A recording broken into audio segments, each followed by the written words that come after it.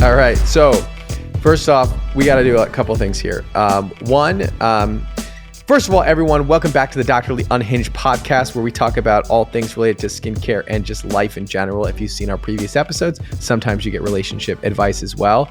We've had some chaotic weeks going on. We just got back from the American Academy of Dermatology conference in New Orleans. Dr. Maxfield, tell us what that is. So the American Academy of Dermatology is one of the world's largest, if not the world's largest, gathering of dermatologists, where collectively everybody comes. People ever. People ever. No, I'm pretty sure Comic-Con has us beat. I've never been. But anyway, so the world's brightest, biggest names, dermatologists all over the world get together. We learn, we share ideas. We actually get to see a lot of products. You know what's interesting this year? There was a lot of over-the-counter products present in there's this central hub where all of the vendors are. So a lot of over-the-counter products, a lot of prescription, new data products, a lot of new devices. And everyone's there to learn, also to socialize, network, and something that happens every year. Yeah, so we were out there, Dr. Maxfield and I. Day one, we found ourselves on a float in New Orleans with a marching band and dancers and 100 dermatologists throwing sunscreen into the crowded streets of New Orleans. And I thought to myself, how did we get here? But we were there. And we were doing that. So chaotic week in New Orleans. It was a great time. Like Dr. Maxfield said, we saw a lot of our colleagues, but we also learned about a lot of the greatest and greatest things that have come out over the past few years. And so now we're back and well rested. And today we're going to start off the podcast by talking about this new trend called de-influencing. What is it? All right. So de-influencing. Is this even real? We'll go there. But de-influencing is this idea that, I don't know, where you say something that's genuine, that's supposed to be different than everything else you've probably ever said on social media, that this is supposed to be like a non-sponsored, non-influenced take, and you're putting an idea out there and influencing somebody else. Oh, but you're not influencing somebody else by telling them your opinion on a given subject. Yeah. So, yeah, I think it's crap mostly. First of all, I think that it's basically supposed to be, so de-influencing is supposed to be basically a hot take on something that maybe other people have hyped up. And then you come in and say, well, you know what? I don't think you need this. And isn't that what influencing is in the first place? Isn't de-influencing just a way to influence, but in a negative way? You say, hey, I'm not going to use this product, but use this product instead. Isn't that what we've always been doing since the very beginning, except now we're calling it de-influencing? In fact, the brands have already started picking up de-influencing and started posting branded content about de-influencing, which is the opposite concept. So I don't know. I don't see this thing going very far because it's really just turned in another way to promote products in my mind. Yeah, exactly. It's just so paradoxical, and it's funny because I think they're trying again to be genuine and have a hot take, but it's almost disingenuous in and of itself to get on there and say, hey, here's what you should do. I'm not telling you what to do. I'm not influencing you to make this decision, but here's what you should do. And I just always have found it very unoriginal. I also just, I don't know. I dislike this. I can't say it eloquently because there's not a good word for it, but I really dislike this trend. I haven't done it. If I de-influence anything, I think I was going to de-influence myself. Maybe I'll just do that. Like just do my own videos. Yeah. Like don't listen to me when I say this, or like just rip on myself. Cause I feel like that's the only appropriate way to do it, is just like maybe just crack jokes on yourself, because we're all a little ridiculous on social media, and that's okay. But I think that's the only place for it. Right. To have some self-deprecating humor about influencing in general. Yeah, to me, I mean, I think that there is it's just not genuine in some ways, right? Or at least, I mean, maybe it started that way, and like all things, it takes its own commercial turn. So I don't really know what that is, but to me, it's not coming off as very authentic. We've always said, hey, don't use this, use this instead. And by saying that, we are influencing people. And just to now say we're de-influencing people, I don't think it really changes what people have been doing in the past. Right. And the people that are de-influencing are all our traditional influencers already that, historically have made careers out of influencing. So I thought about posting something about de-influencing and things not to use, but I figured like I've been doing that for the last 2.5 years, and I'm really truly just influencing people. Yeah, I'm with you. I don't, again, nothing too exciting there. Nothing real original with that.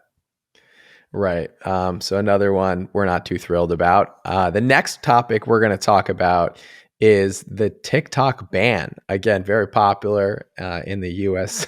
judicial and legal systems right now. So TikTok apparently is going to get banned again by the government due to it being a security risk. And this happened for the first time, I don't know, maybe it's been 2 years ago when President Trump tried to do the same thing.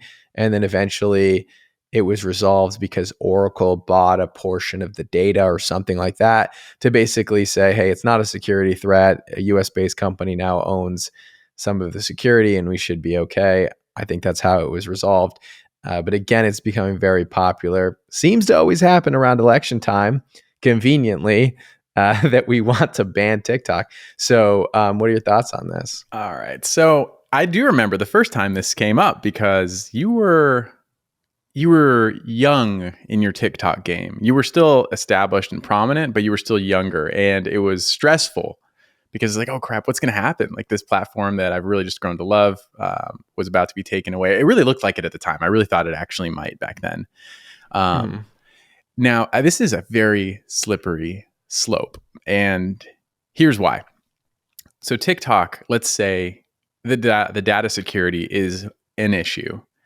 I have no real strong opinion as to whether or not this is true. I have no idea. I'm not sure really anyone has a good grasp on what they're collecting, where it's going, and what they would do with it. And I think everybody individually is kind of like, well, who cares? Like who cares if they know whatever about me? There's nothing about me that's special. Like, why would they even want to really look into it? So I don't know if people feel like they're really exposed in a way that maybe they are.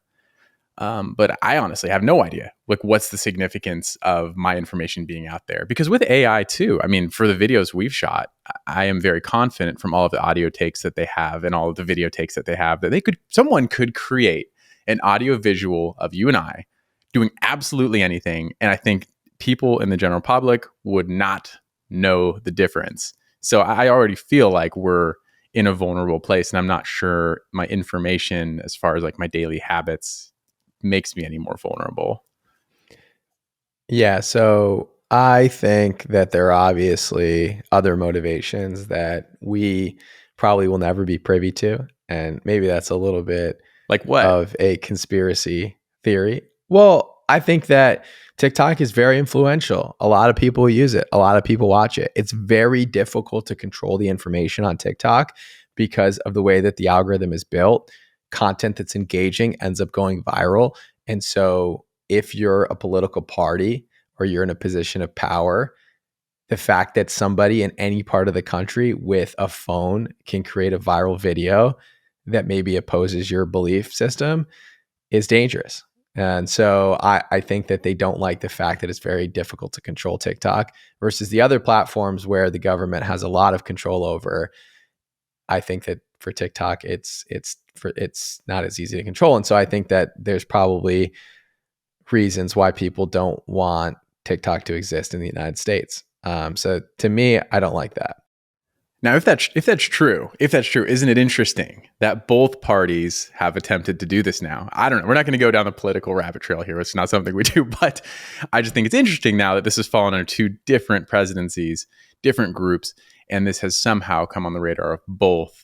I don't know. Well, I mean, I think the proposal is that one, it's a national security concern because it's a Chinese company and the government controls it. And then the second thing is that there's a privacy concern piece to this. But like you mentioned, like our privacy is already been given up by a lot of the platforms we use, whether that's just searching for something on Google, visiting any website. I mean, all the cookies and data they gather, our iPhones, the data that they gather on them, our use of Facebook on Instagram. And we actually know for a fact that there was in the past, I mean, they've made entire documentaries, exposés on this, that the other platforms Twitter, Facebook have all been influenced by foreign government organizations, or not even just foreign government organizations, but by political parties that are trying to somehow create propaganda to promote their cause. And so I think that this has been done on every platform. I just don't see how TikTok is any different. And as far as privacy concern go, I think the same thing. I think,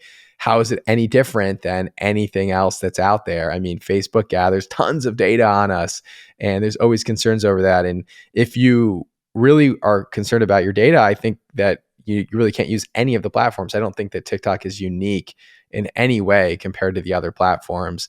But I just do think that there's influence on TikTok that people don't want others to see. That being said, how does that affect us within the derm community? Actually, they've done studies on TikTok that have shown that the information on TikTok is much more educational than the information found on other platforms like Instagram or Facebook, where they found that to be more promotional content and TikTok to be more non-promotional educational content compared to other platforms. So I think that people benefit tremendously from the content they learn on TikTok from a derm perspective.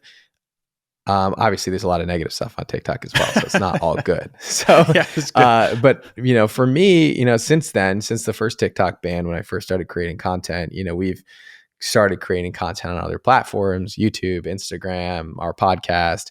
And so I still think that information would get out there to the people that were seeking it out.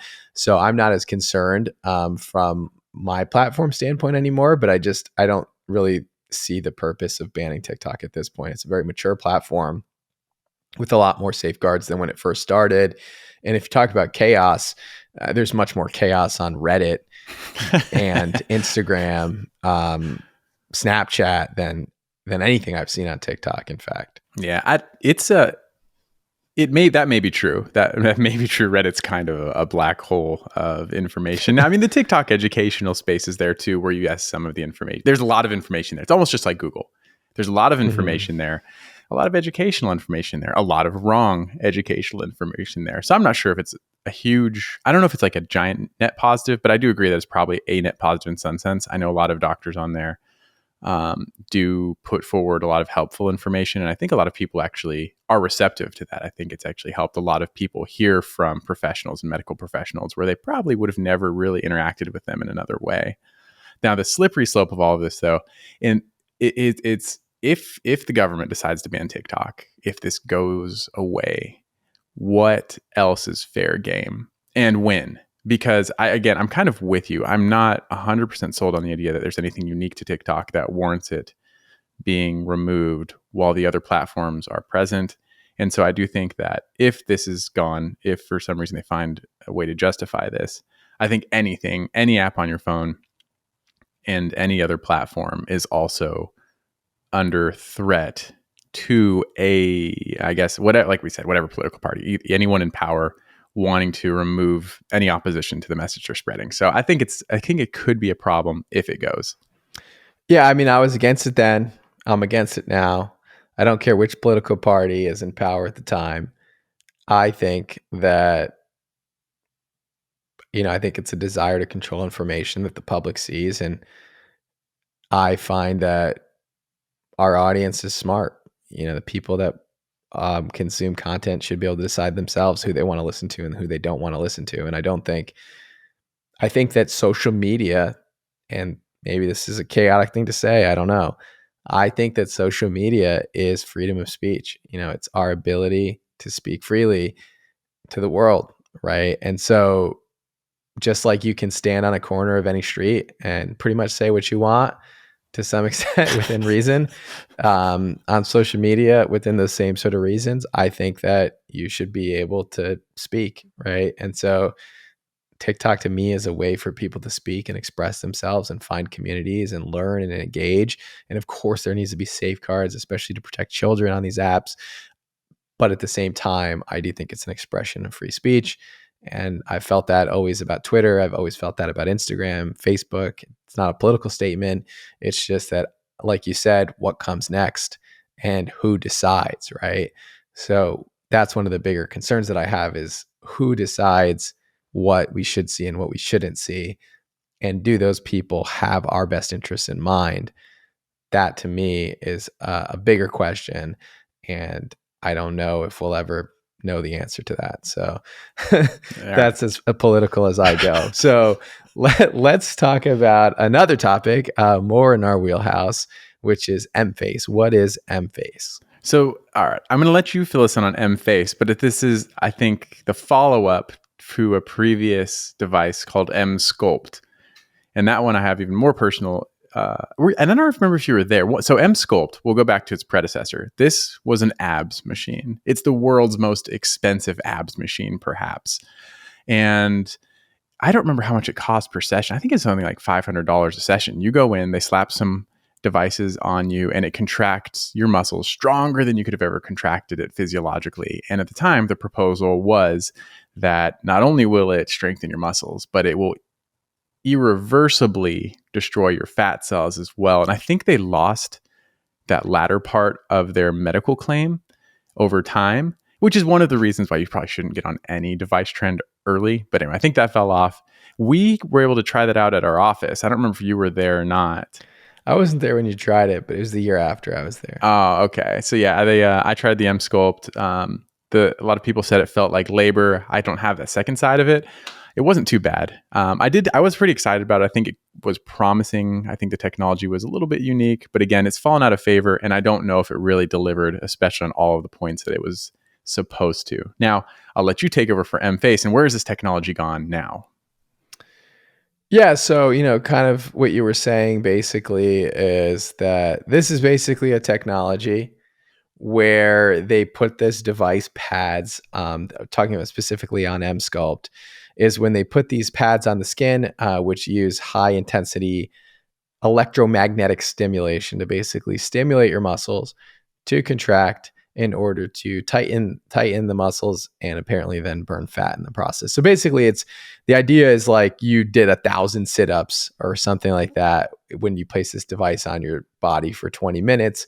And so in lieu of working out, for those of us who don't work out, you could get rock shredded, sculpted abs by using this device for 20 minutes in the office. Okay, let's not even talk about whether or not it works, because I think people had some disappointing results with this. One, it's not practical. It's extremely expensive. It's prohibitively expensive to get this treatment done. On the professional side of things, the device is prohibitively expensive for offices. I think they were trying to charge upwards of $300,000 for the device. And then I think they were charging like $4,000 for a treatment package or $5,000 for a treatment package. So prohibitively expensive treatment when a gym membership is obviously much less expensive and has more proven long-term cardiovascular benefits. So yeah, maybe if you're trying to target stubborn areas where you can't, burn fat or you can't develop abs, maybe it's beneficial in those groups of people. But I'll tell you this, I know a lot of plastic surgeons that have EmSculpt.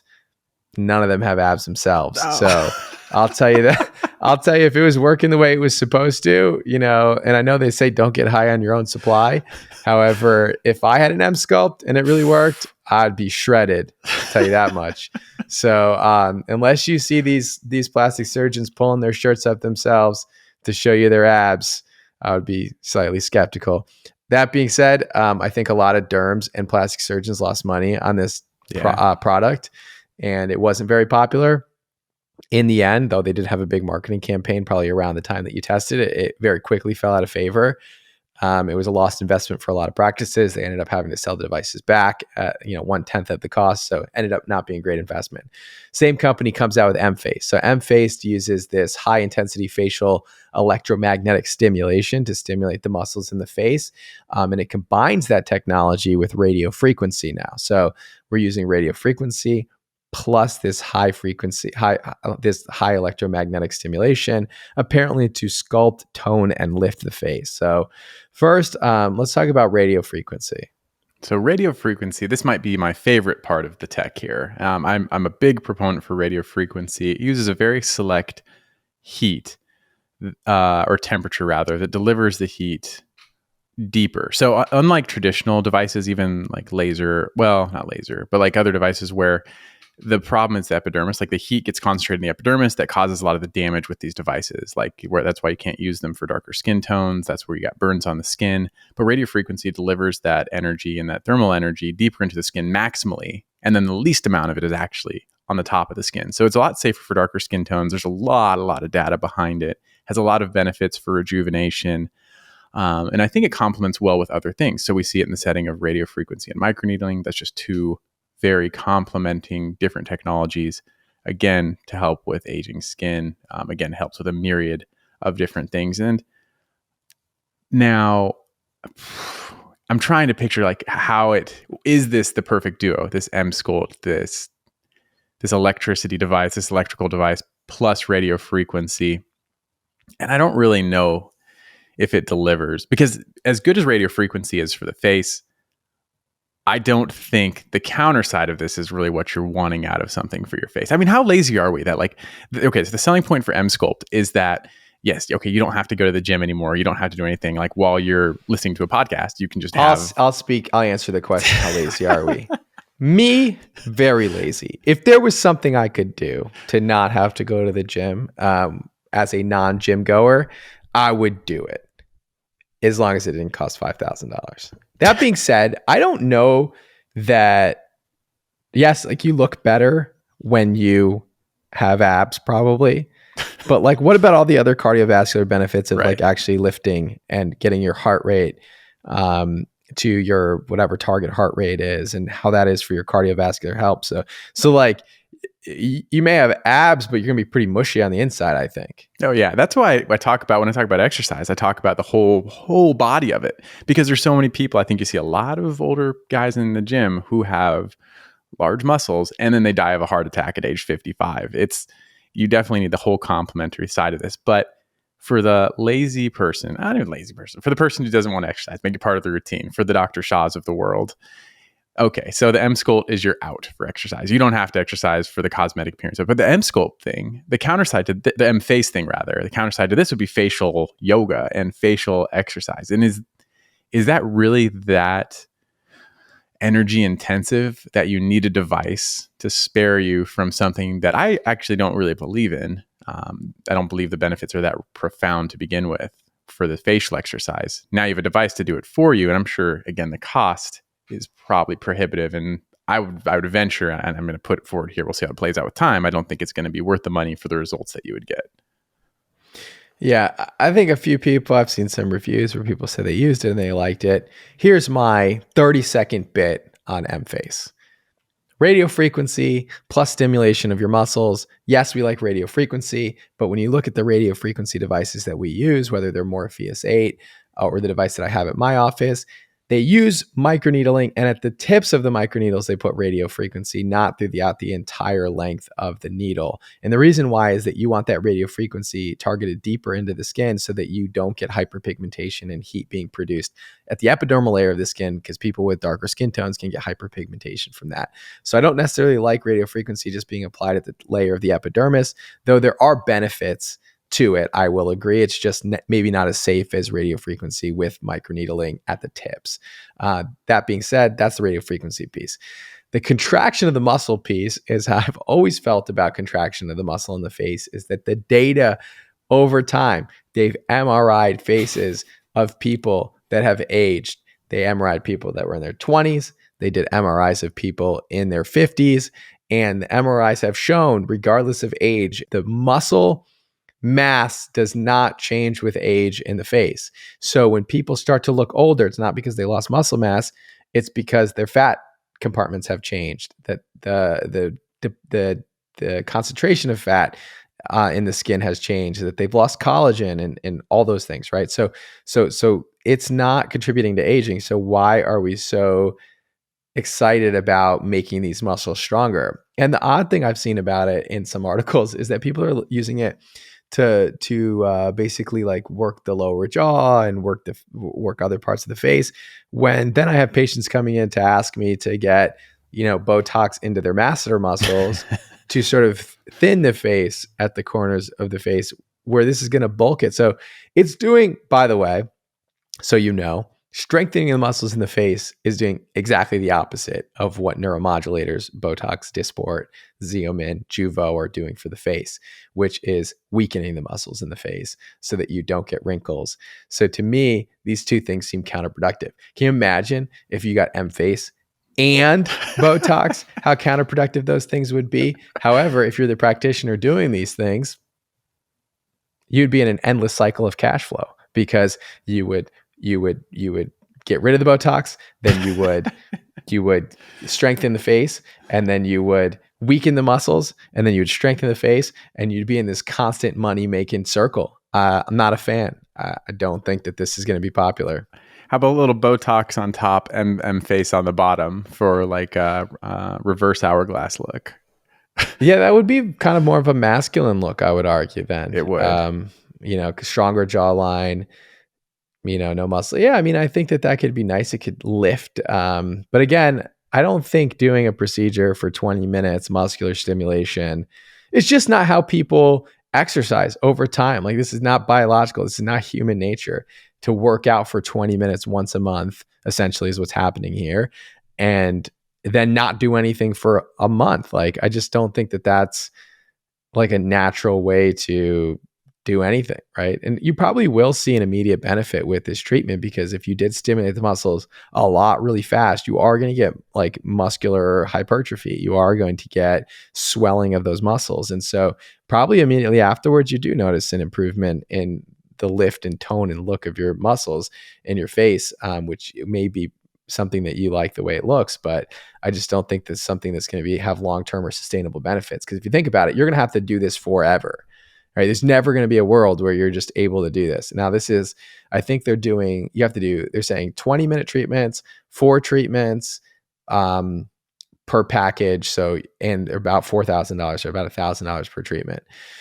So you're going to be doing once a month, $1,000 a month, once a month. I just don't see it being something that is becoming very popular amongst most people. There'll be a niche group of people that will like this, but I don't think this is becoming massively popular amongst the average person. Yeah, it's prohibitively expensive. I'm with you. I don't think this is going to take off. I think we would all like that machine that does our work for us when it comes to anything in life.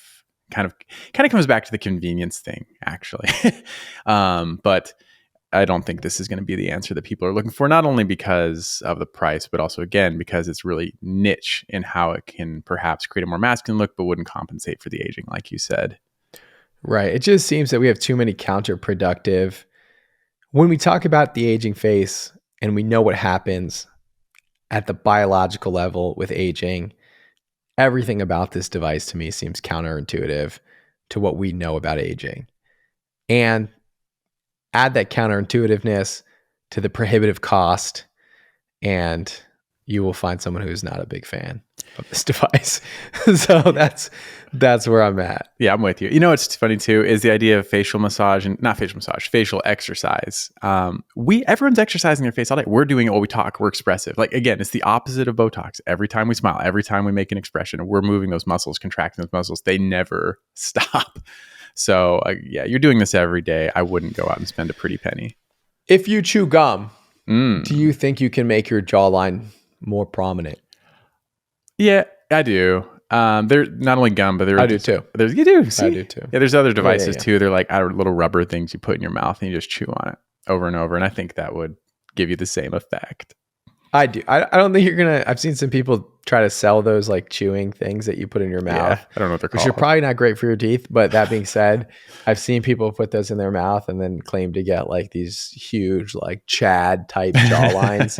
I think that's probably impractical, but I do think that exercising your jaw would probably lead to a stronger jawline in general. I mean, we do have those muscles of mastication, the masseter muscles that do give you that more square angle of the jaw. And so by working those out, you could potentially create a stronger jawline. I just don't think EmFace is going to be the way to do it. All right, deal. Now, Speaking of the aging face, so there's some of the requests we have are related to like, what do you do for your skin as you get older? What do you do for skin after a certain age? And there's an interesting article here. It's habits you should stop by 30 that your skin will thank you for.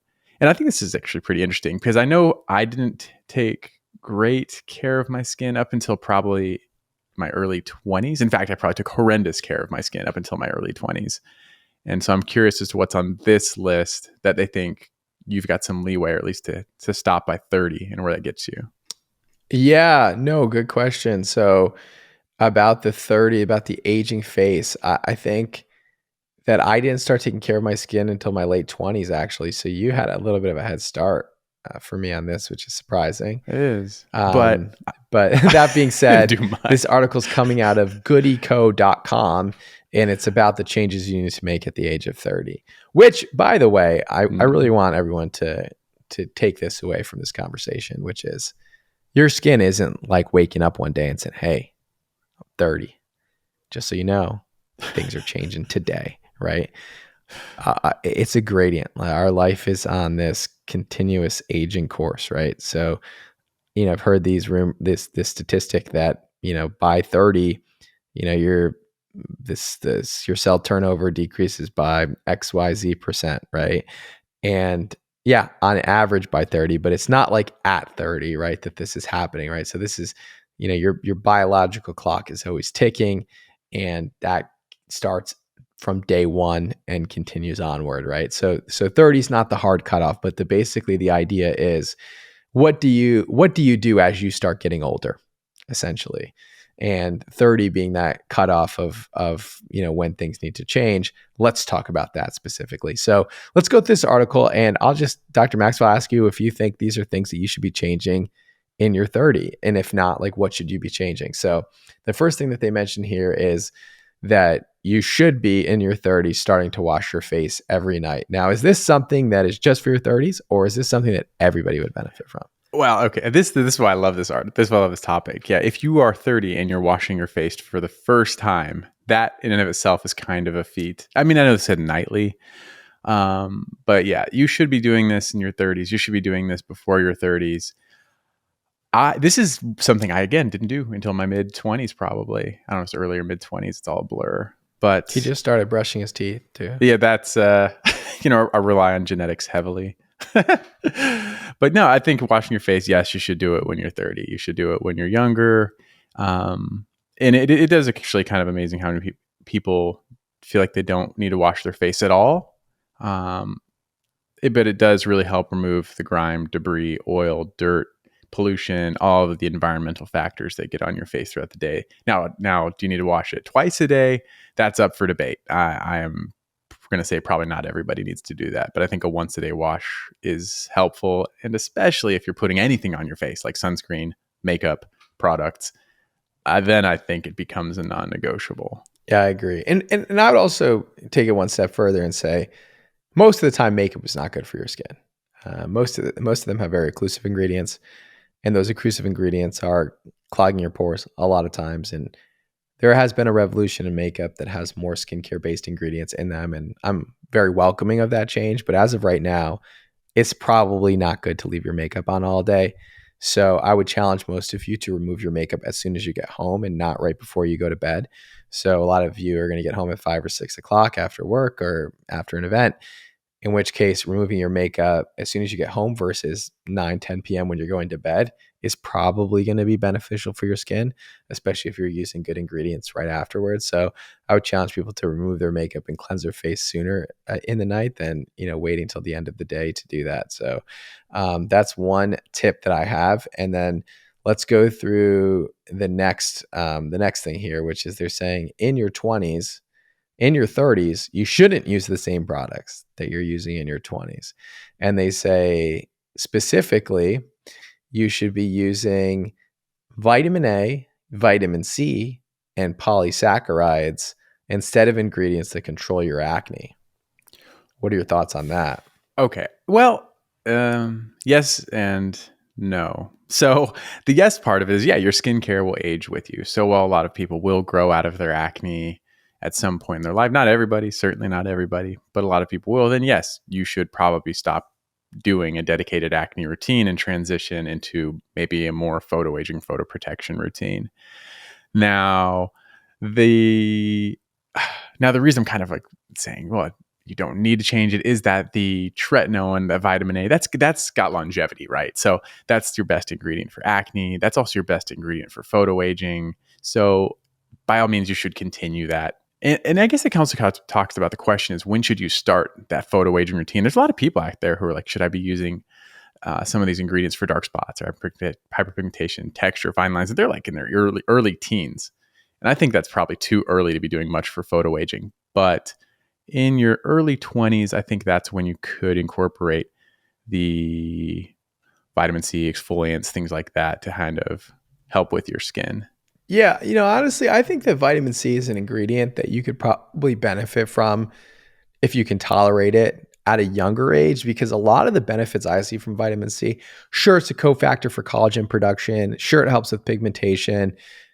I like it really for its antioxidant benefits. And so because antioxidants are offsetting free radical damage that can really occur at any age from sun exposure, from pollution, I think that you could probably get away with vitamin C in your 20s. I don't think it's something that you have to introduce in your 30s. And I think that people that have acne are going to benefit from retinol in their teens. I think that people with pigmentation and texture issues are going to benefit from retinol in their 20s. And then I think people that are trying to fight off wrinkles and fine lines and aging signs, they're going to benefit from retinol in their 30s. And so I think it kind of goes back to what we always talk about, which is deliberate skincare. And yes, every ingredient is not beneficial at every point in your life, but it could be if you're using it for the right reasons. And so I don't really see a timeline for any of these ingredients as far as, particularly anti-aging. I think then we could talk more specifically about when would you introduce something like a Botox into your routine. I think that becomes more age appropriate when you start forming real etched in wrinkles, which is usually in your late 20s, early 30s for most people. Of course, you don't ever need to do Botox. Actually, you don't ever need to do any of these things except for wear sunscreen, which goes into the next topic on this list, which they say in your 30s, you should stop skipping sunscreen. Yeah, that's way too late. So this is a good point for this statistic. There is a study that is in some of our derm literature, and I think it said that 30% of your sun damage occurs by age 30. And it's supposed to be, I'm like, okay, well, that's not that novel. It basically means that it's all cumulative. You get 1% of year of your life if you live to be 100. But that means that if you don't wear sunscreen in your 30s, till your 30s, like a lot of people, then yes, you are going to, you've got a 30% more sun damage than you should have or could have if you had just started earlier. I mean, sunscreen really, if it's going to do the bulk of the work in protecting your skin, it should be started really in childhood, but like how much of that is on the kids, So I would say as soon as you're cognizant, self-aware, and can make rational decisions, sunscreen would be a good option. Right. So sunscreen really at any age is going to be beneficial. Of course, if you're in your 30s and you haven't started using sunscreen, then of course, now is the time to introduce sunscreen. Never too late. Never too late. But also never too early. So sunscreen should be started as early as possible. So yeah, like I agree, definitely sunscreen is important in your 30s, but early sunburns can lead to cancer. So definitely sunscreen anytime. The next thing on this list is going overboard with skincare products. So in your 20s, a lot of people do quite a bit for their skin, but as you approach your 30s, they're saying not to do too much. I mean, I don't know. Is that a 30 rule? No, I think it's just a personal choice. Like I don't remember when we were talking about this, but yeah, if you want to have an abundant and eccentric skincare routine, by all means, God bless, enjoy. Along with that though, comes price tags and probably more exposure to allergens. But a simple routine can be sufficient for anyone at any age. 30 is not a marker for anything special. Totally agree. So again, all of these are pretty much age agnostic at this point. So just stick with them. The next one is not drinking enough water. So they're saying in your 20s, you may not be drinking enough water. However, in your 30s, make sure that you're drinking enough water. Your skin will thank you later. What are your thoughts on that? I'm not sure we fall on the same side of the coin on the water thing. I think it's overhyped. And it's hard to say that drinking water is overhyped, but I think people tout drinking water as a remedy for a lot of medical and skin medical conditions. Whereas I think a sufficient amount of water, which is also a controversial topic because that recommendation has changed over the course of my life, is enough. I don't know if that drinking a ton of water is actually as helpful as people think it is. I know it's very in vogue. Most of the MAs walking around my office have a gallon of water with them at any given moment. I don't know how they work with the frequency in which they have to pee, but it's very popular right now. I think drinking an adequate amount of water is sufficient throughout your life, and just a normal amount of water. And I don't know if you have to go overboard or really adjust it much between decades. Yeah, I completely agree with that. Actually, first of all, I think it's obviously detrimental to people who are suffering from skin conditions for people to just say, hey, you're just not drinking enough water, so therefore you have acne. I think that's obviously a ridiculous proposition. People that drink tons of water are obviously still going to suffer from acne. It's not a problem of dehydration there. And like we've said in the past, your kidneys tightly regulate your water homeostasis in the body. Therefore, drinking more water usually just leads you to pee more, and not drinking enough water usually leads you to retaining more water in the body. I do think that you need to drink some water, otherwise you'll die. And I do personally, from my own anecdotal experience, feel that when I'm drinking more water, not like 8 glasses of water, but 3-4 glasses of water a day, I tend to feel better. I also tend to drink more water when I'm exercising. So they probably end up going hand in hand for me, is that I'm drinking more water during periods of my life where I'm exercising more often. And so it's hard to know if it's a causal relationship or it's just, correlated as a result of me exercising. That being said, I don't think that it's going to make a huge difference in your skin. However, I think that you should be drinking an adequate amount of water, just for your overall health in general. Yeah, water. I don't know what it is with, and it's not even just the general public. It seems like there's a lot of people who find themselves or consider themselves medical experts banging on the water drum, and it's as if the kidneys don't exist. Like, it's as if the kidneys do nothing or are not in our bodies, because yes, they are extremely functional. They completely regulate our water supply. And I think the number, if you remember from our physiology book, the minimum amount of water required to intake to filter out the toxins in our body is small. It's something between like 600 and 800 milliliters per day. And that's a tiny amount, but that's a minimum amount that you need.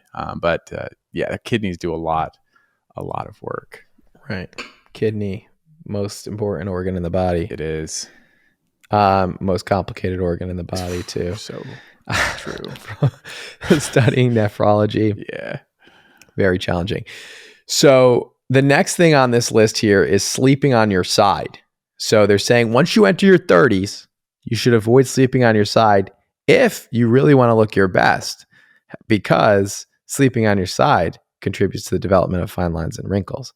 What are your thoughts? So the first thing is, how do we justify this? Is it the smush effect? Are they saying that because of gravity and your face is pressed against the pillow, it's smushing it and creating wrinkles? I think that's all they've got to go on. I'm not a believer in this. I think you could sleep on your face if you want to, and you would probably be fine. But I don't think it's a big player. Not just personally. I don't buy it.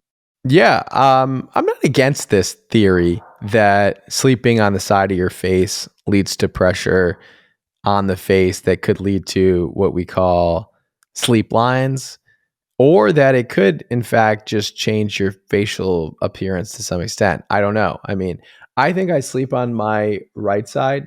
I sleep on my right side more, and my beard doesn't connect as well. So my, theory. You're blaming your sparse beard hair on your I pillow? am blaming my patchy beard on my. That is my theory. Prove me wrong. Okay. Conspiracy theory is that if you want a connected beard, sleep on your back. You heard it here first. No. So really, really realistically, I think they've actually done some studies on this, which is kind of interesting. I mean, I think it does cause a smush effect on your face, which could contribute to fine lines and wrinkles. Is that going to change my behavior in any way? No. You know what I mean? I'm so uncomfortable sleeping on my back or sleeping directly on my face that I'll probably always sleep on my side. I don't know about you, but for me, I feel more comfortable on my side. So even if it did cause some degree of sleep lines, I'd probably still do it anyway. Okay. All right. So I'm actually going to lean into your side a little bit here because I'm thinking if I don't know, maybe if you sleep and your face is truly scrunched like this, like your eyebrows are scrunched up, or in some way you're creating lines for 6 hours a night while you sleep. But if some way, yeah, because don't your facial muscles move when you sleep too, though? But through Probably dream, not much. not much. I don't know. I need to watch more people sleep, I guess. But I don't know. Okay, sure. I'll say it's possible. Like, hey, what are you doing here? Research. Just watching people sleep. Just watching you sleep. That's it. Not a Dr. big deal. Maxfield ends up in the news for watching people sleep. Just know he was doing research. Yeah. Okay. So I'll lean into it a little bit. I think it's possible. So, okay, sure. Possible. Yeah. I mean, I think maybe. The next thing is that in your 30s that you should stop smoking, you should stop drinking, and you should sleep more. All right. I mean, okay, the smoking one doesn't get enough social media attention, and because it always comes across kind of judgmental. But smoking is one of the worst things a person can do for your body and absolutely for your skin. The aging effect on smoking is very apparent. It does create a very prominent yellowing texture. It creates a lot of open comedones, a lot of dilated pores, it can cause like retention of blackheads around the periorbital area, in my opinion. It creates just very cavernous, deep lines, but it's just an outward manifestation of what it's doing on the inside. So I think the smoking thing, sure, I will buy into that heavily. It doesn't get talked about enough.